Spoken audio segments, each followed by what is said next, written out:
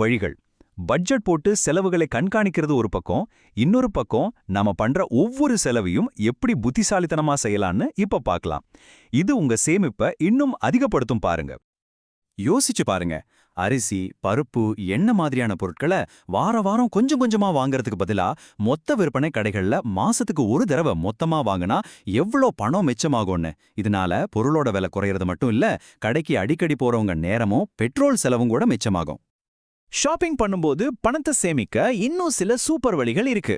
கடைகள்ல தர கூப்பன்களை யூஸ் பண்ணுங்க. சில கிரெடிட் கார்டு இல்ல ஆப்ஸ்ல கேஷ்பேக் ஆஃபர்ஸ் தருவாங்க, அதெல்லாம் தேடி பாருங்க. ஆன்லைன்ல பண்டிகை கால தள்ளுபடி வரும்போது வாங்கினா பெரிய தொகையை மிச்சப்படுத்தலாம். கொஞ்சம் மெனக்கெட்டா நல்ல பலன் கிடைக்கும். இது ஒரு கோல்டன் ரூல்னே சொல்லலாம்.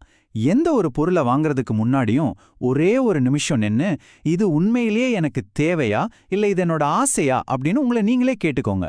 பல சமயம் நம்ம ஆசைக்காக வாங்குற தேவையற்ற பொருட்கள் தான் நம்ம பட்ஜெட்டே காலி பண்ணுது. இந்த ஒரு கேள்வி பல வீண் செலவுகளை அப்படியே தடுத்து நிறுத்திடும். சும்மா சேமிக்கிறத விட ஒரு இலக்கோட சேமிக்கும்போது அது நமக்கு ஒரு பெரிய மோட்டிவேஷனா இருக்கும். உதாரணத்துக்கு, குழந்தைங்களோட படிப்புக்கு, இல்ல சொந்த வீடு வாங்குறதுக்கு, இல்ல உங்க ஓய்வு காலத்துக்குன்னு ஒரு இலக்கை வச்சுக்கோங்க. அப்படி செஞ்சா இன்னைக்கு ஒரு சின்ன செலவை குறைக்கிறது நாளைக்கு உங்க பெரிய கனவை நனவாக்க உதவும் அன்ன எண்ணம் தானா வரும். சரி, நம்ம அடுத்த பகுதிக்கு போறதுக்கு முன்னாடி ஒரு சின்ன விஷயம். இந்த தகவல்கள்லாம் உங்களுக்கு உண்மையிலேயே யூஸ்ஃபுல்லா இருக்குன்னு தோணுச்சுன்னா மறக்காம இந்த விளக்கத்துக்கு ஒரு லைக் கொடுங்க. இதே மாதிரி இன்னும் நிறைய பயனுள்ள தகவல்களை தெரிஞ்சுக்க நம்ம சேனலுக்கு சப்ஸ்கிரைப் பண்ணிக்கோங்க.